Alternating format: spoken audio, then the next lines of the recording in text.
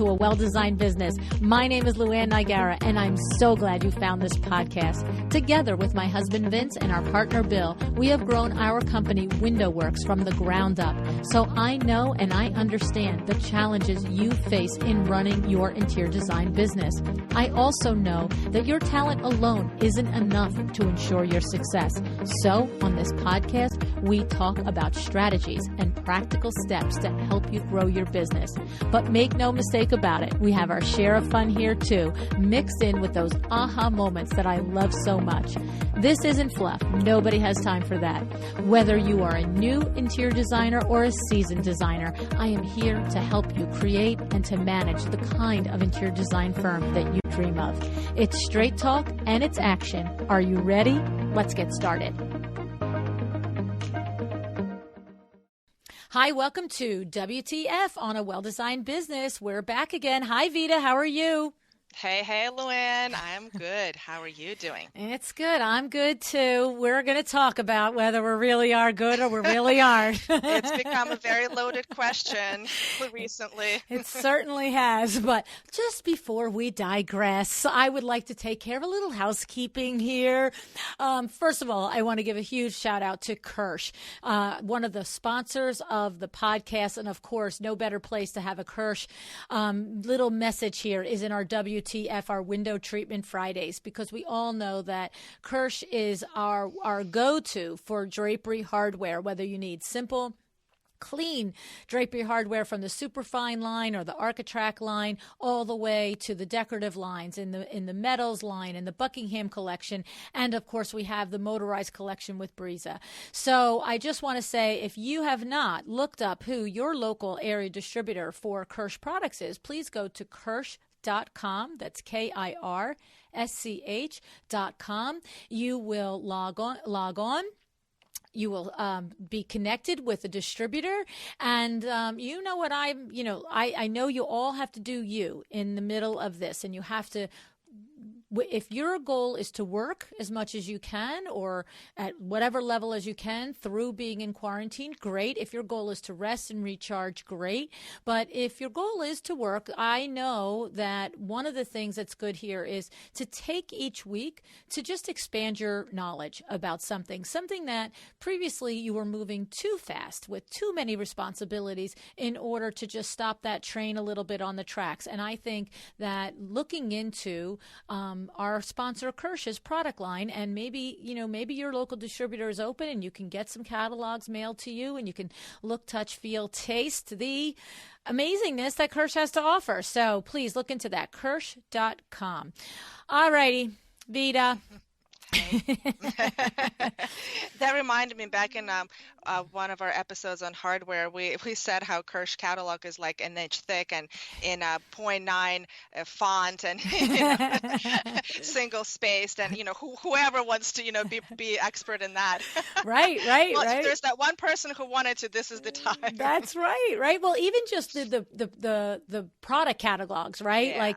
The Buckingham collection or the designer metals collection or the Briza, whatever it is, it's just to familiarize yourself with all of things, because it is true. When we are in normal business mode and not in the middle of COVID-19 quarantine mode, it is a little tough to, and I know that's the only way that you expand your product knowledge, no matter what it is, whether we're talking about drapery rods or, floor plans or, furniture, anything, right? Lighting, you have to like take a breath and really focus on it, but it's hard to do when everything else is in your face. So, but we are on quarantine as we record this. We never know when it's going to end completely. My guess is that we'll still be on quarantine, at least here where you and I, Vita, are in the East. I mean, I'm in New Jersey. You're in Pennsylvania. We're both a minute and a half from New York City here. Yep. And so we're going to talk about some of the things today that we think might be some of the other things that interior designers could be thinking about in relation to window treatments during this time, right?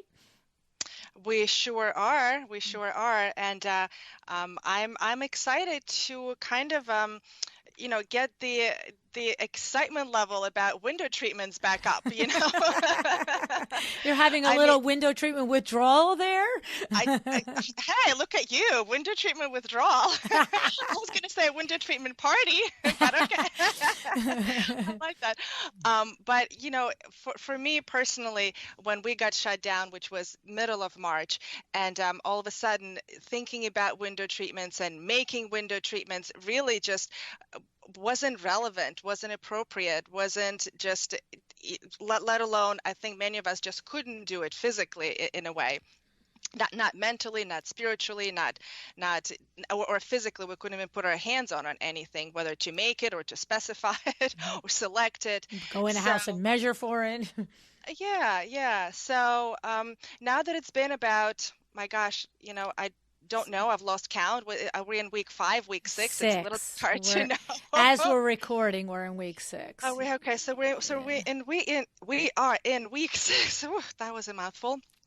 And so I'm excited to start talking about it again, to start getting excited about it again, because there's a lot of talk about opening up as far as on the state and the federal level, and so as we hear that on the news, that of course we are starting to kind of perk up, and our ears are perking up as well, and you know, interestingly, the phones are starting to ring again, and the phones are chiming now with text messages. Here, you know, when you're open, I need you to come out and measure for this job. And I have this reupholstery thing that I've been looking at for a long time. And you know, so like things are starting to happen, and you start kind of feeling those wheels in motion, and that's exciting. And I want to, of course, through the course of the show, we'll talk about how this whole shutdown has affected our reality in a good way going forward, and how we want to remind you guys listening how window treatments can be part of that, the good part of that good reality that we're facing. Yeah, definitely. And, you know, Vita, I'm aware that your particular workroom, while it's been closed for making window treatments, of course, your whole staff isn't there, but you've had somebody there very busy throughout all this. Would, you know, you tell us a little bit about what you've been doing, please?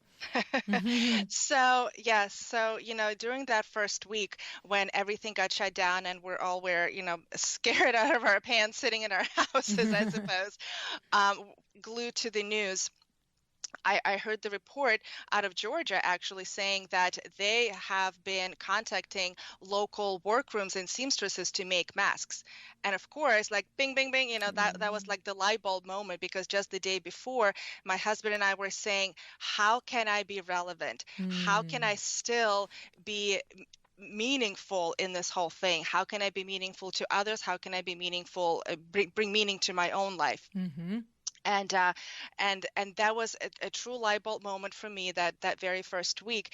And very quickly we pivoted our operation to making cloth washable face masks. And I'm, I guess, happy to report, even though that's not necessarily a happy type of happening, but I'm proud, I should say. I'm proud to report that at this point, about 4 weeks into making these, we are at over 2,500 masks made. Whoa. Which is a pretty big feat. Yes, it is.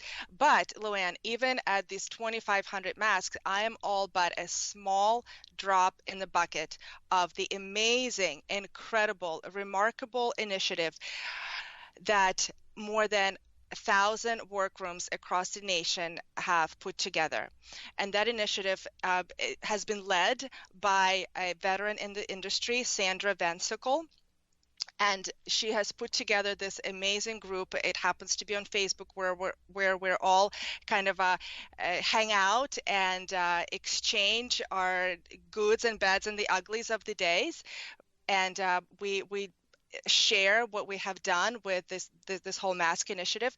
And she dubbed it hashtag Mask America. And I think there's close, or maybe even over 1,000 workrooms, and we're all banding together making masks for first responders, for healthcare workers, for, you know, anybody really who needs them.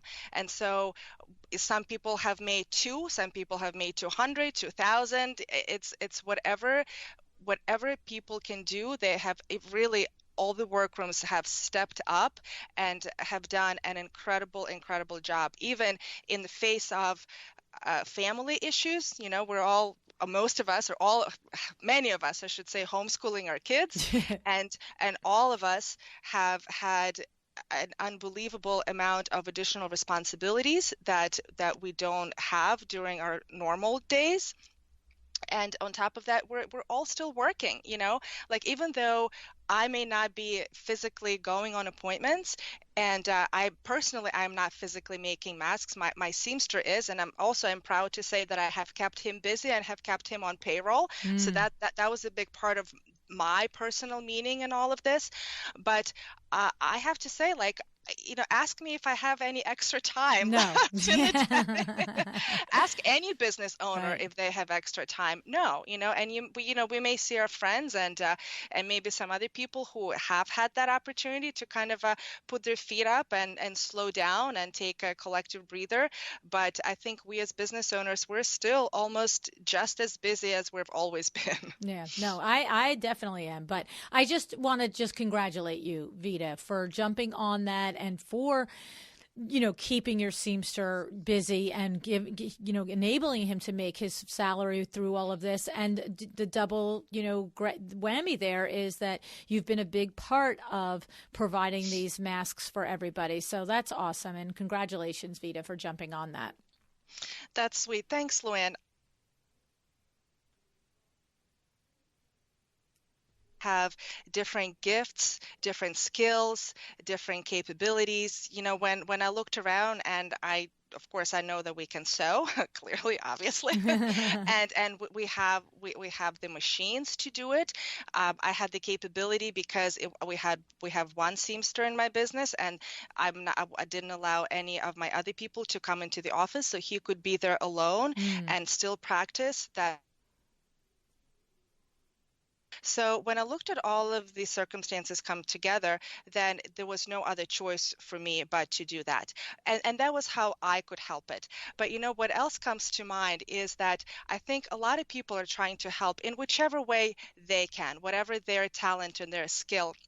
And so in particular, I'm thinking right now of one of the designers that we work with here locally. She is a very prominent Philadelphia-based designer. Her name is Michelle Plachter of Michelle Plachter Designs. And what she did, she gave an incredible gift to her clients and industry partners and vendors. She sent all of us an email with a song that she recorded for us.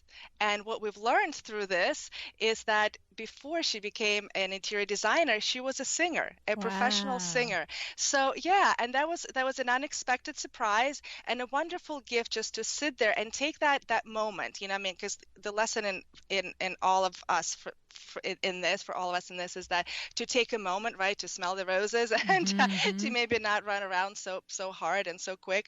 And so I took that moment and I just sat there and I listened to her voice, and I closed my eyes, and it just gave me such sense of peace and contentment, and it was just another way of getting to know her. And so, that was her gift. That was her way of contributing. Mine was to make masks. Hers was to gift us with wonderful song, and her and her staff put together a Spotify collection of songs, and that they sent out to all of us. And so I think every single one of us is stepping up in whichever way that our skills and talents can allow us to. That's awesome. I love that. Two really, really, really good stories. Yay on you guys. Oh my goodness. All right. So here's the thing. One of the things that I know is that designers can be thinking of now is that your window treatment specialist is your partner in this. We've been saying this for almost a year of doing these shows, but there are projects that are happening, and with the help of your window treatment specialist, you can kind of move a project along. And of course, we want to encourage you to do that because of all the reasons that we said in episode number 448, they're hard to shop with custom window treatments. It's, you don't have to do everything with a window treatment. You can lean on your window treatment specialist, but you certainly can add some dollar bills to that bottom line of a project. And that's the thing, that window treatments is a nice money profit center for an interior designer.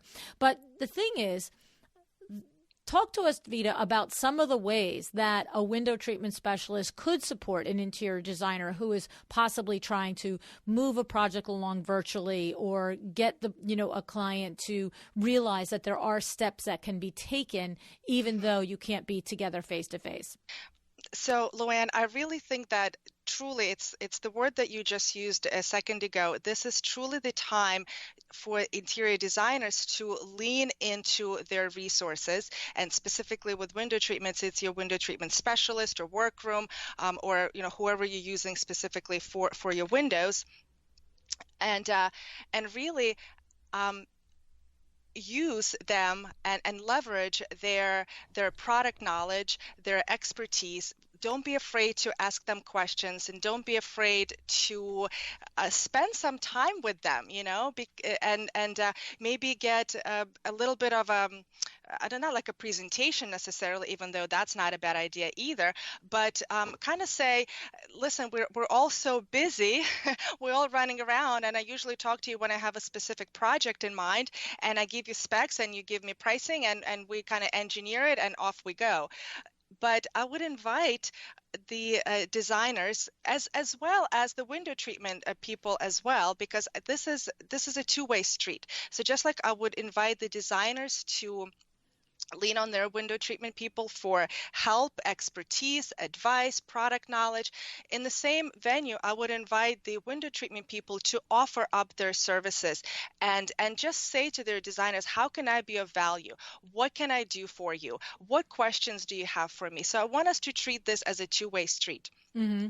And so what I was starting to say a little bit earlier is that this may be the time that the designer may say, hey, listen, I have always wanted to know everything, or at least give me Cliff's Notes version of what Kirsch has to offer. Because let's say I always gravitate towards designer metals. We always do designer metals. I always know what kind of ring I want. I always know what kind of finial I want. That's all I know in metals, and I always specify because it's just easy for me. But is there anything else that Kirsch offers that could be comparable? Maybe you can tell me what is one step up from designer metals, what is one step down, what do they have in resin, what do they have in wood, what other options do I have there? And it doesn't have to be a big drawn out presentation, but it can be a 10 to 15 minute conversation where the designer can have that much more knowledge to specify their next project, and the window treatment can be that much more valuable to their interior designer. Mm-hmm. It's the truth. I know Kimberly has been doing a lot of virtual consultations with our designers, the designers that bring their window treatment business to WindowWorks over the last several weeks, and it's everything from what I've seen happen with her over the last couple of weeks is the designers are getting a lot of ducks in a row, maybe earlier in the process than they would have before. So we've got a lot of plans coming through by email. I'm seeing a lot of drawings coming through, and the designers are saying, look, this project, the construction is on hold. And yes, you can't go and you can't measure because the sheetrock hasn't been put up yet. But this is the plan for the house. And normally that designer might be knee deep in trying to select hardscapes and all of that, get that on schedule.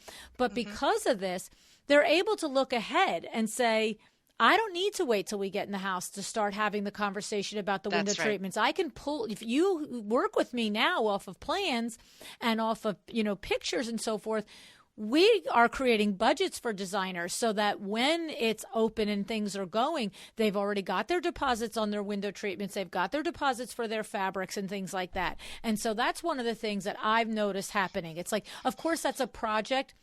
that's on the books already and that it's just been stalled. So maybe, and I'm talking about where the window treatments is part of the scope of the project, right? And so, but that's the thing. It's like in real life, you might not have called us in for another 5 weeks, but right now that you can get things done and get, your proposals out to your clients, right? Yeah, exactly. And you know what, LuAnn, I'm even for myself and my company, I'm even taking it a step further and almost making it into part of our process. Whereas in the past, the process has been the designer calls, we schedule an appointment, we go on site, we measure, we talk through product knowledge information, and then we come back and give them the top line estimate. Whereas now, I think so a variation of that process can be the designer calls, she tells us about the project, we ask her, and then she sends us the plans, to your point, with very rough measurements, and we have a conversation about the type of treatments that she wants, and we give her the top line estimate. And so what that has done is it has eliminated all that commute time, all that driving time, the meeting time, and of course I realized that eliminates a little bit of the one-on-one interaction. And I'm not saying that it's not going to be there at all. Of course it will. I'm just saying that one-on-one interaction, face-to-face, I should say, will get pushed out to a little bit later in the process. But I think what this whole crisis has taught us is that virtual meetings, still face-to-face, except that virtually on, via Zoom or Teams or Hangouts, whatever, Skype, whatever it is, but that virtual meetings are a much higher possibility for all of us in our businesses than we have ever given it credence before. Whereas I think before we've always said we're high touch, we need to feel, we really need to put our eyes on things to make things happen. And in some instances, absolutely that is the case. Yes. But what I'm saying is there will be instances where that does not have to be the case. We have made it to be the case in the past because it's our modus operandum. That's how we operate. We never stopped. Again, here's that stopping for 5 minutes. Right. And saying, do I really have to get in the car and drive over and do this in person, or can we do this virtually? It's so true. And I think it's going to change the way a lot of us, because it's creating efficiencies. To your point, it's the way we're doing it now because we're forced to do it. But, I have two of my friends that are my exciting Windows colleagues. One is Rebecca Munster and the other is Susan Galani. And both of these women have unequivocally stated, I'm not going back to the other way. Not that they're never going to do a site visit, not that they're never going to measure, but they're just saying that first 2 or 3 steps is so much more efficient virtually. And why am I driving 1 hour to this place, another 45 minutes across that way, when in one day I can take 3 meetings and still pick up my kids from school at the end of the day and move 3 projects along. And what it is it takes something like this that makes us do it, that we realize, oh, we could do that, and it could be just as good. And you know what? And even to build on that too, that's definitely creating efficiencies in our business. And me, LuAnn, efficiency is like my middle name. Did you make a spreadsheet yet for the value of this efficiency? I just want to know. The K factors and the coefficients. And so there's no question about how we can be better as business people. And also what this does, it makes it better for the customer as well. So this is not just good for us. I think we also have to look at it from the standpoint that this is in service to the end customer also. Because think about it.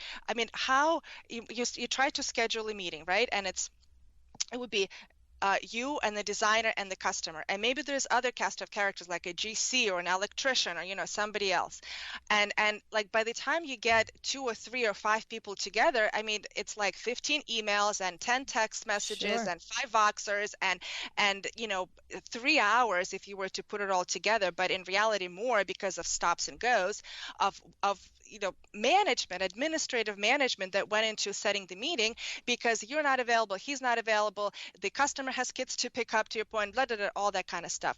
Whereas if we do it virtually, the availability becomes much more Right, because now you just need available. the Can you 20 say minutes. that? Yeah, no, because you need the 20 minutes for the meeting, not all the extra. You know what I Yes. mean? And I think it's great. I think it's, look, there's going to be some of us that, continue along that way. Some of us that will go back to doing it the way we always did it. And I think for us at WindowWorks, I see a blend of it. I see a mixture of it, as opposed to my other two friends are like, heck yeah, I'm doing this, And anyway, so the other thing is that the idea is in this time, if you have projects that you need to get a ballpark budget for, if you need to have renderings for these projects, if you just need to have pictures for these projects, that your window treatment specialist is your resource for doing this now. They want to help you. They want to help the project to move along. Just like anything in marketing and business, it's about what does your customer, where does your customer want to do business? How do they want to do business?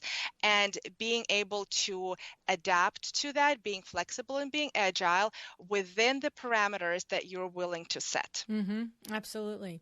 And we know we have designers that have been doing a lot of virtual one-off consultations. So, of course, we were just talking about the designer who has a project in a pipeline before this happened, or even a designer that has a relationship with some situation that it's their regular wheelhouse full-service project. But I am aware that there are a lot of designers that, even though their typical business model was full-service design, that they have made this tiny little adjustment and just put it on their website that I will do virtual 1-hour consultations by FaceTime. And so maybe 2 months ago, they would have said, I'm not going to do that. But now it's like, I've got a $200,000 project that's sitting on hold. What can I do to earn money this week? Right. And when you put it out there on Instagram or Facebook, that you have the ability and the interest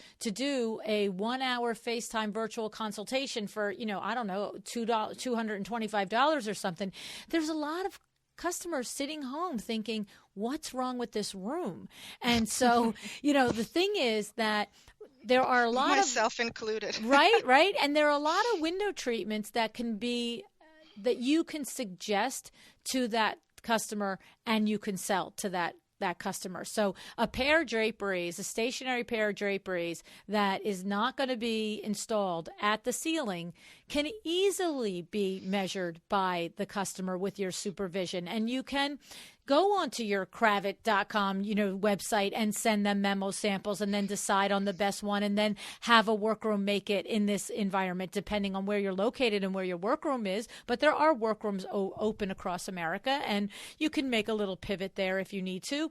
And, you could literally have custom-made draperies, go to Kirsch, specify the rods, get your dealer to send them to you, and you could sell that to a virtual client. That could be a $2,000 drapery sale. You know what I'm saying? Like, really could happen. I mean, these are the kinds of things. So it's just thinking out of the box, right? And I would also even talk to those designers that are working on those full custom design jobs right now, and they have been able to take their measurements and ascertain the space before we got shut down. And now they're in the process where they're putting together the schematics the mood boards and the floor plans, and they're giving presentations. There's still those design presentations that go on between the designer and the customer, and those are full custom jobs, except that those presentations aren't done in person at a dining room table or at a boardroom if they have a space, but they're done virtually over Zoom and Skype and whatnot. So what I would encourage those designers to do is to remember about the window treatments.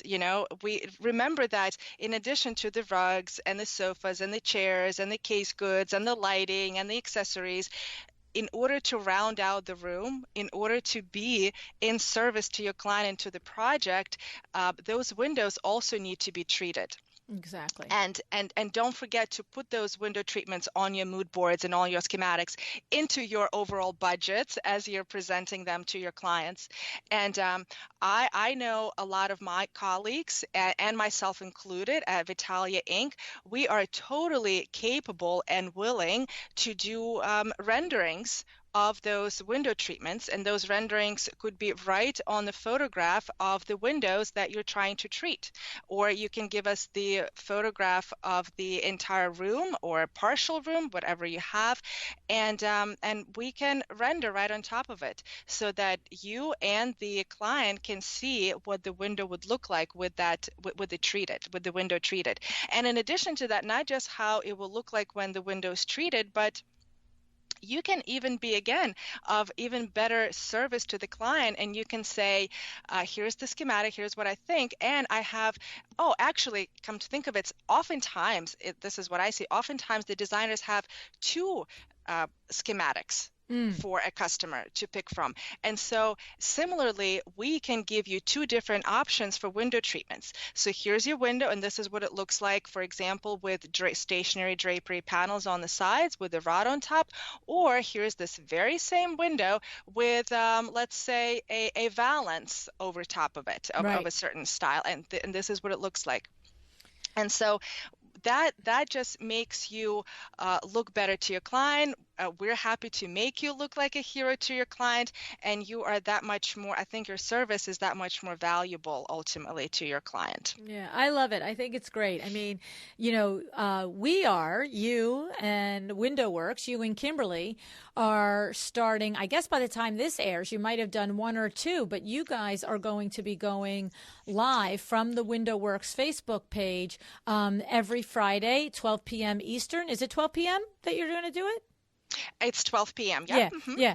And this is one of the ways that WindowWorks and Vitalia Inc. are leaning into supporting both the interior design community and the consumers, the retail consumers, as just providing some education, providing some interest, or providing different ways to think about window treatments, so that it's going to be presented in a way that if you're an interior designer, you're going to learn from it. But if you want to send your client to look at it, we're not going to be talking pricing. We're not going to be talking all of that. So it can go both ways. But, it's one of the creative ways. And I know I have my friend Peggy Morgans, who owns Parkway Window Works up in the Rochester, New York area.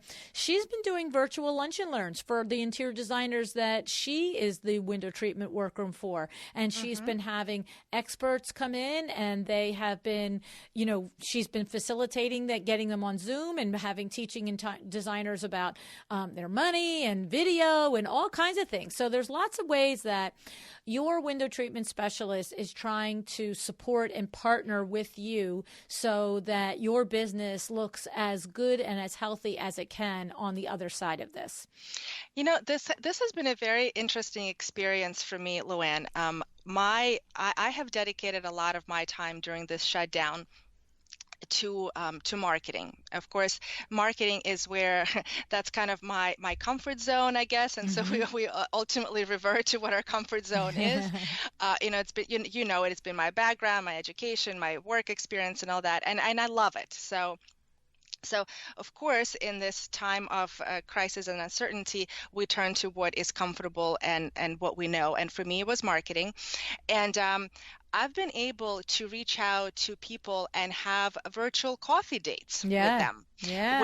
With just complete not complete strangers, but designers that don't necessarily use Vitalia Inc. services at the moment. But what I said to them, and what I thought to myself, was that 15 years ago when I started this business, I quit a corporate job. I didn't know anything really about window treatments at that point. But most importantly, I didn't know anyone who can just hand me over a client. I didn't have a rich uncle who would do that. So for me, it was good old-fashioned bootstrap grassroots guerrilla marketing. Guerrilla marketing. It is picking up the phone. It is cold calling people. It is inviting them to coffees in Starbucks or Dunkin' Donuts, and then just extending my hand and saying, "Hi, I'm Vita. I do window treatments. How can I be of value to you?" Right. And so what I thought to myself is that if that's how I started this business from absolute zero in person, why can I go back to it now? Maybe not in person, maybe not shaking anybody's hand, but do it virtually, and but still continue in that grassroots marketing and start networking with people. So I sent out a whole bunch of invitations last week, and just yesterday I had 3 virtual coffee dates with more planned for next week. And that was really amazing because and one of the designers said, thank you so much for being persistent and for inviting me here today. He's like, on any given Sunday, I probably wouldn't have given it the time of day because we're so busy. Nothing against you, Vita, but just because we're so busy. And until we have an actual absolute need because there's a problem and we need to fix it, we don't kind of look outside of our regular circle of vendors and resources. But now that we have the time, now that we have stopped for 5 minutes to take a break, this is the time to do it. And so actually this for me even also brings up another good point in that, if you are if you haven't been happy with your resource, window treatments or otherwise, clearly this is the time to do it. Right. But even if you have, this is also the time to perhaps expand your reach, expand your horizons, and look for an additional or an alternative resource. Mm-hmm. Again, be that window treatments or otherwise. Because here's what happens. Here's what we've all observed. People age out. People unfortunately stop for health reasons. People move. And so for various life-relating reasons, certain vendors may not be here tomorrow, next year, and next month.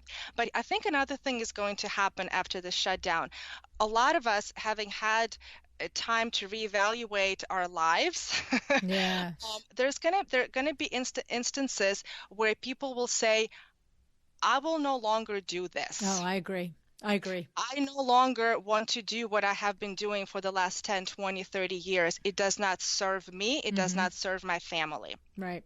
And I think it's not even so much that people will question maybe not so, and there will be that people that question what they do and make a decision about doing it further and continuing to do it or not. But I definitely think there is going to be a lot of people questioning the way they do it. I mean, when I think about a family like yours, Vita, with 2 middle school age kids, right? Like right in that busy part of life. Mm-hmm. And now you're all together, you and your husband, your 2 kids, you've been having dinners and lunches and, doing. Loving it. Yeah. But that's what I'm saying. In other words, I think that there's a lot of people that will say, I'm not going to go back to 500 miles an hour. This was really great. And maybe it will be because when we open up again, when I can see a mother like yourself or a father like that has, in your situation, a parent is what I should say, that has had a nice experience being this connected and this entrenched in playing board games and watching movies and going for walks and doing homework with them and stuff. And I get that a lot of people are pulling their hair out. Believe me, I get that. Okay. But there's also a lot of people like yourself that have settled into it and have enjoyed it. And I can see that going forward, you probably will be one of those people that says, oh, you've got a project that's an hour and a half away and it's preliminary. Let's see what we can do. Why don't you, when you're there meeting with the electrician, FaceTime me in? Because you're thinking, I could take an hour and a half round trip, spend an hour there, and get home at 6:30 at night when I could be here at 3 when my kids come home from school if I don't do it. I just think there's going to be a shift in that. I just really do. Yeah, I think a lot of people are going to be reevaluating how they've done things before and what they have done before too. And so just to circle back to to your workrooms or to your vendors and industry partners, we're we don't, none of us know exactly how it's all going to shake out and where we're going to be. For the record, Vitalia Inc. will be there for for window works too, by the way. Right, exactly. Come heck or high water. Not that we have that clear. My point with that was that it's never too late, and this is never a better time. How do I say this? This is the good time for you to look for either an additional or an alternative resource. Even if you're happy with who you have, it's always good to expand your horizons anyway. Yep, absolutely. Well, I have to say, I think that it'll be interesting over the next couple of weeks and how the summer goes and what happens. And of course, there's no conversation that we can have that doesn't speak to or reference the COVID-19 without saying, if you're personally affected by it from a health standpoint, with yourself or your family members, of course, that's never unthought of in the middle of all this. You know what I mean? I mean, we're right here at the highest part of it. And of course, I'm sure you're like I am. We've had many friends that have been sick from it, a couple of that passed from it. It's not escaping touching our circle of people, that's for sure. But we gotta get up every day and do what we're doing. And sometimes that's how you put some meaning towards all of it, right? And what's an alternative? Yeah, what other choice do we have? Exactly. Well, for me, I mean, I can be homeschooling my kids, I guess, 24/7 because the schools are not doing it. I know. Serving them, 347 snack of the day. I'll tell you what, of all the things, I am just so glad that I don't have that on my plate too, to have to homeschool and try and, fight for the survival of my business and look for new ways to reinvent the business and to manage the employees and everything else. I can't even fathom it. I cannot even fathom it. And it's funny because I have talked to a couple of people like yourself that have just found some peace in it and found some mojo and found some rhythm in it, but there are others that still have not. I don't know if you saw in the Star Ledger here in New Jersey the other day, this Steve Politi is one of the columnists, and it was an hysterical column. He's just like, you know what? I'm over it. I'm done. I'm absolutely done. He said it was like Earth Day. The story he shared was pretty funny. He said it was Earth Day and the teacher had given, I got the impression that his kid was like a third grader or something like that, a little girl. And the teacher had given a list of 24 different things that students could do to qualify for an Earth Day project. I mean, like from, to make a I don't know, a volcano out of Earth, like all these different things. And he writes in the paper, he's sitting there and she's got her chin on the table and he's reading the things. And he's saying, how about make a slime ball of an Earth? No. How about this? No. How about plant of this? No. And he goes through all 25. And she's like, no. And he says, you know what I did? I finally just looked at her and I said, I don't care if you draw the word Earth on a piece of paper. I'm done. Oh my gosh, I can so sympathize. Oh yeah, I mean, he was just like, you know what? She's not going to knock it into college if we don't do Earth Day project. Oh my God, it is so true. I mean, the amount of breakdowns and tears over, I don't know how to spell this. I don't understand what a full sentence is. What does she want me to do here? I'm like, well, just write what you did last weekend. I don't know what I did last week. Like, Anna, we did this. I mean, I was like 27 different things. Just write anything. Not me. I'm so glad I don't have that on my plate. I really do empathize with all of you too. Anyway. This is all fun and games, but I do have to mention, this has been hard for all of us, for many of us, all of us, on different levels. And And for me personally, I have certainly had some really, really good days actually when you're flying high and things are amazing, and there have been some really, really tough days. And I have even marked today, April 7th, when I sort of hit a real you know why LuAnn is laughing? Because she's the one who pulled me out of that low point. But I do want to share that I have personally hit my kind of low point and the breakdown. I even wrote about it. And it's available for people to read at this point. And if you are experiencing it, please know that it's normal, and please know that it's okay. You can read how I was able to pull myself out of this, and know that this too shall pass. Yeah. Yeah. I was so glad that you let me know about that, because, for that's another message of all of this, is to reach out and to speak to people, because what you're experiencing today as a low day, somebody might be having a great day, and vice versa. And that's what we're all here for, to help each other get through it, process it. And I keep saying that we all process it differently, and you have to allow everybody to process it differently. So some of us just keep moving, and some of us need to rest. Some of us need to create new ideas and new initiatives. And some of us need to just, make an Earth Day project. It's fine. Whatever it is, there's no roadmap for this. We have never gone through anything like this before. So the only thing that I always say is, if you need help, you ask for it, right? At least give one of us a chance to help you out if you're having a low day, right? So anyway, Vita, well, you're a rock star. Some days, LuAnn, some days. You are most days, but me sometimes. I don't know. Anyway, so I just want to thank you for coming today. I also want to thank J-Pour Living for sponsoring the podcast, J-Pour Living Rugs.